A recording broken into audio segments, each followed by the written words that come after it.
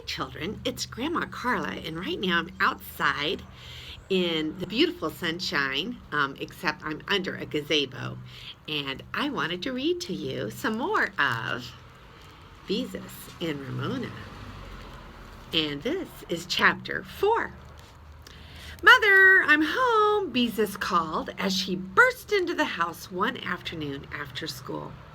Mother appeared, wearing her hat and coat and carrying a shopping list in her hand. She kissed Beezus. How was school today? She asked. All right, we studied about Christopher Columbus, said Beezus. Did you, dear? Said Mother, rather absent-mindedly.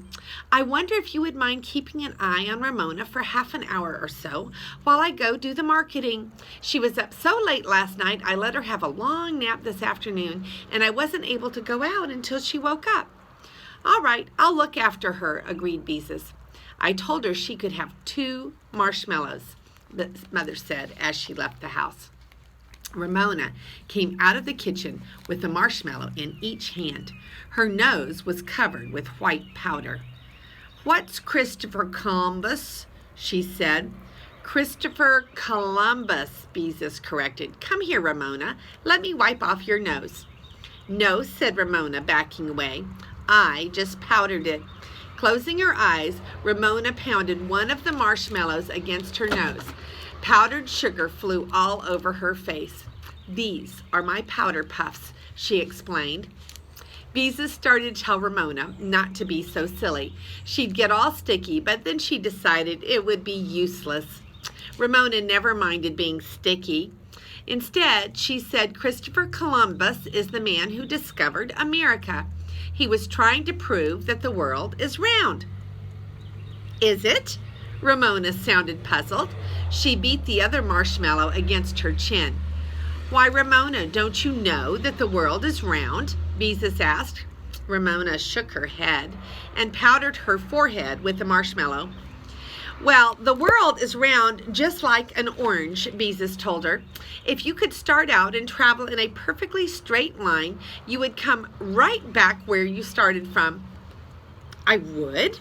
Ramona looked as if she didn't understand this at all. She also looked as if she didn't much care because she went right on powdering her face with the marshmallows. Oh well, thought Beezus. There's no use trying to explain it to her. She went into the bedroom to change her school clothes into her play clothes. As usual, she found Ramona's doll, Bendex, lying on her bed, and with a feeling of annoyance, she tossed it across the room to Ramona's bed. When she had changed her clothes, she went into the kitchen, ate some graham crackers and peanut butter, and helped herself to 2 marshmallows. If Ramona could have 2, it was only fair that she would be able to also. After eating the marshmallows and licking the powdered sugar from her fingers, Beezus decided that reading about Big Steve would be the easiest way to keep Ramona from thinking up some mischief into which to get while Mother was away. Come here, Ramona, she said as she went into the living room. I'll read to you. There was no answer. Ramona was not there. That's funny, thought Beezus, and went into the bedroom. The room was empty. I wonder where she can be, said Beezus to herself. She looked in Mother and Father's room. There was no one there. Ramona, she called. No answer. Ramona, where are you? Still no answer.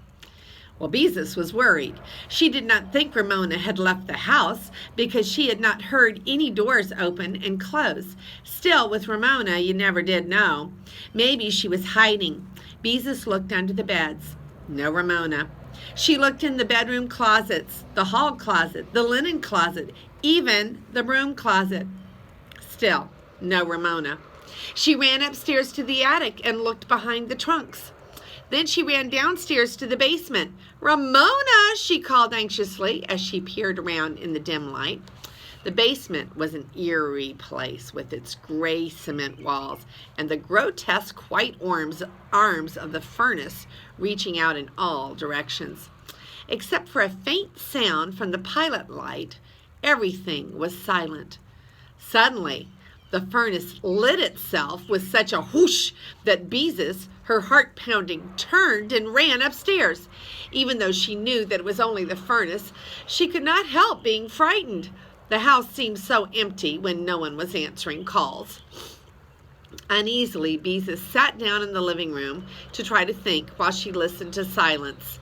She must not get panicky. Ramona couldn't be far away, and if she didn't turn up soon, she would telephone the police the way Mother did the time Ramona got lost because she started out to find a pot of gold at the end of the rainbow.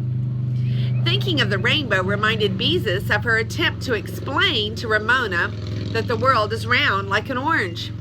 Ramona hadn't looked as if she understood, but sometimes it was hard to tell about Ramona. Maybe she just understood the part about coming back where she started from. If Ramona set out to walk to the end of the rainbow, she could easily decide to try walking around the world. That was exactly what she must have done. The idea frightened Beezus. Where would she ever find Ramona? And what would Mother say when she came home and found Ramona gone? To think of Ramona walking in a straight line, hoping to go straight around the world and come back where she started from, trying to cross busy streets alone, honked at by trucks, barked at by strange dogs, tired, hungry. But I can't just sit here, thought Beezus. I've got to do something. I'll run out and look up and down the street. She can't have gone far. At that moment, Beezus heard a noise. She thought it came from the basement, but she was not certain. Tiptoeing to the cold air intake in the hall, she bent over and she listened. Sure enough, a noise so faint she could scarcely hear it came up through the furnace pipe. So the house wasn't empty after all. Just wait until she got hold of Ramona. Beezus snapped on the basement light and ran down the steps.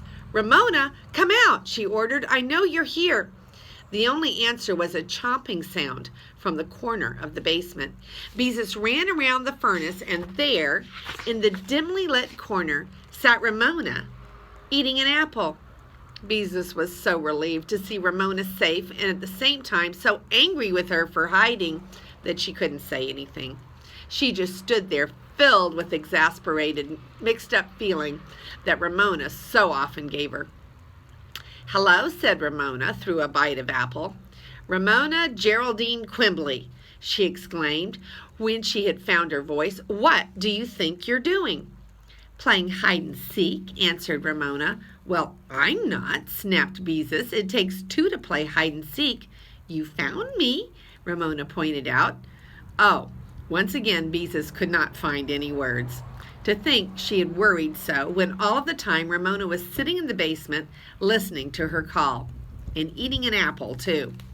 As she stood in front of Ramona, Beezus's eyes began to grow accustomed to the dim light, and she realized what Ramona was doing. She stared, horrified, at what she saw. As if hiding was not enough, what would Mother say when she came home and found what Ramona had been up to all of this time? Ramona was sitting on the floor beside a box of apples. Lying around her on the cement floor were a number of apples, each with one bite out of it. While Beezus stared, Ramona reached into the box, selected an apple, took one big bite out of the reddest part, and tossed the rest of the apple onto the floor. While she noisily chewed that bite, she reached into the apple box again. Ramona, cried Beezus, horrified, you can't do that. I can too, said Ramona through her mouthful. Stop it, ordered Beezus. Stop it this instant. You can't eat one bite and throw the rest away. But the first bite tastes best, explained Ramona reasonably as she reached into the box again. Beezus had to admit that Ramona was right. The first bite of an apple always did taste best. Ramona's sharp little teeth were about to sink into another apple when Beezus snatched it from her. That's my apple, screamed Ramona. It is not, said Beezus angrily, stamping her feet. One apple is all you're supposed to have. Just wait until Mother finds out. Ramona stopped screaming and watched Beezus. Then, seeing how angry Beezus was, she smiled and offered her an apple. "I want to share the apples," she said sweetly. "Oh, no, you don't," said Beezus, "and don't try to work that sharing business on me." That was one of the difficult things about Ramona. When she had done something wrong, she often tried to get out of it by offering to share something. She heard a lot about sharing at nursery school. "Now what am I supposed to do?" Beezus wondered. "I promised Mother I'd keep an eye on Ramona, and look what she's gone and done. How am I going to explain this to Mother? I'll get scolded too. And all the apples, what can we do with them?" Beezus was sure about one thing. She no longer felt mixed up about Ramona. Ramona was perfectly impossible. She snatched Ramona's hand. "You come upstairs with me and be good until Mother gets back," she ordered, pulling her sister up from the basement stairs. Ramona broke away from her and ran into the living room. She climbed onto a chair where she sat with her legs sticking straight out in front of her. She folded her hands in her lap and said in a little voice, "Don't bother me. This is my quiet time. I am supposed to be resting." Quiet times were something else Ramona had learned in nursery school. When she didn't want to do something, she often insisted that she was supposed to be having a quiet time. Beezus was about to say that Ramona didn't need a quiet time because she hadn't been playing hard and Mother had said she had already taken a nap, but then she thought better of it. If Ramona wanted to sit in a chair and be quiet, let her. She might stay out of mischief until Mother came home. Beezus had no sooner sat down to work on her pot holders, planning to keep an eye on Ramona at the same time, when the telephone rang. It must be Aunt Beatrice, she thought, before she answered. Mother and Aunt Beatrice almost always talked to each other about this same time each day. "Hello, darling, how are you?" asked Aunt Beatrice. "Oh, Aunt Beatrice," cried Beezus, "Ramona has just done something awful, and I was supposed to be looking after her. I don't know what to do." She told about Ramona hiding in the cellar and biting into half a box of apples. Aunt Beatrice laughed. "Leave it to Ramona to think of something new," she said. "Do you know what I'd do if I were you?" "What?" asked Beezus eagerly, already feeling better because she had confided her troubles to her aunt. "I wouldn't say anything more about it," said Aunt Beatrice. "Lots of times little children are naughty because they want to attract attention. I have an idea that saying nothing about her naughtiness will worry Ramona more than a scolding." Beezus thought this over and decided her aunt was right. If there was one thing Ramona couldn't stand, it was being ignored. "I'll try it," she said. "And about the apples," Aunt Beatrice went on, "all I can suggest is that your mother might make applesauce." This struck Beezus as funny, and as she and her aunt laughed together over the telephone, she felt much better. "Tell your mother I phoned," said Aunt Beatrice. "I will," promised Beezus, "and please come over soon." When Beezus heard her mother drive up, she rushed out to meet her. That was a fire truck that went by. And tell her the story of what Ramona has done. She also told her Aunt Beatrice's suggestion. "Oh dear, leave it to Ramona," sighed Mother. "Your aunt is right. We won't say a word about it." Beezus helped her mother carry the groceries into the house. Beezus came into the kitchen to see if there were any animal crackers among the packages. Ramona came into the kitchen to see if there were any animal crackers among the packages. She waited a few minutes for her sister to tattle on her. Then, when Beezus didn't say anything, she announced, "I was bad this afternoon." She sounded pleased with herself. "Were you?" remarked Mother calmly. "Beezus, I think applesauce would be good for dessert tonight. Will you run down and bring up some apples?" When Ramona looked disappointed at having failed to arouse any interest, Beezus and her mother exchanged smiles. "I want to help," said Ramona, rather than be left out. Beezus and Ramona made 4 trips to the basement to bring up all of the bitten apples. Mother said nothing about their appearance, but spent the rest of the afternoon peeling and cooking apples. After she had finished, she filled her 2 largest mixing bowls, a casserole, and the bowl of her electric mixer with applesauce. It took her quite a while to rearrange the contents of the refrigerator to make room for all of the applesauce. When Beezus saw her father coming home, she ran out on the front walk to tell him what had happened. He too agreed that Aunt Beatrice's suggestion was a good one. "Daddy!" shrieked Ramona when her father came in. "How's my girl?" asked Father as he picked up Ramona and kissed her. "Oh, I was bad today," said Ramona. "Were you?" said Father as he put her down. "Was there any mail today?" Ramona looked crestfallen. "I was very bad," she persisted. "I was awful." Father sat down and picked up the evening paper. "I hid from Beezus, and I bit lots and lots of apples," Ramona went on insistently. Remarked Father from behind the paper. "I see they're going to raise bus fares again." "Lots and lots of apples," repeated Ramona in a loud voice. "They raised bus fares last year," Father went on, winking at Beezus from behind the paper. "The public isn't going to stand for this." Ramona looked puzzled and then disappointed, but she did not say anything. Father dropped his paper. "Something certainly smells good," he said. "It smells like applesauce." "I hope so. There's nothing I like better than a big dish of applesauce for dessert." Because Mother had been so busy making applesauce, dinner was a little late that night. At the table, Ramona was unusually well behaved.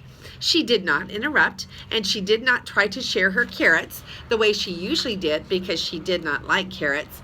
As Beezus cleared the table and Mother served dessert, which was fig Newtons and, of course, applesauce, Ramona's good behavior continued. Beezus found that she was not very hungry for applesauce, but the rest of the family appeared to enjoy it.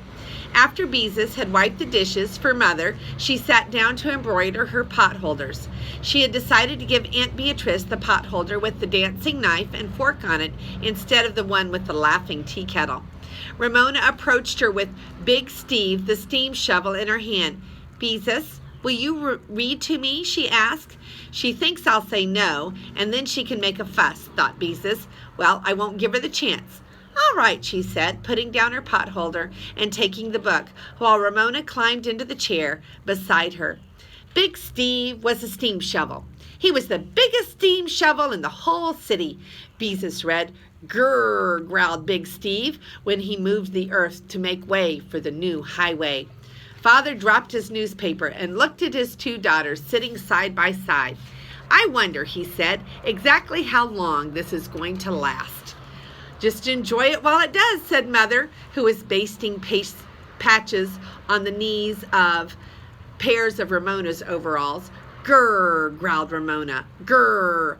Beezus also wondered just how long this would go on. She didn't enjoy growling like a steam shovel, and she felt that perhaps Ramona was getting her own way after all. "I'm trying to like her like I'm supposed to, anyhow," thought Beezus, "and I do like her more than I did this afternoon when I found her in the basement. But what on earth will Mother ever do with all of that applesauce?" And here are the pictures. We have Ramona hiding in the basement and taking a big bite, one at a time, out of the apples. There's Ramona being very bad. And here is Ramona deciding that she needs to have a quiet time with her legs stuck straight out. And here is Mother and Ramona and Beezus making lots and lots and lots of applesauce. And here is Beezus reading the storybook to Ramona, because Ramona did not get any attention while she was bad. She decided to be good, at least for a little while. And this is Grandma Carla, and I love you.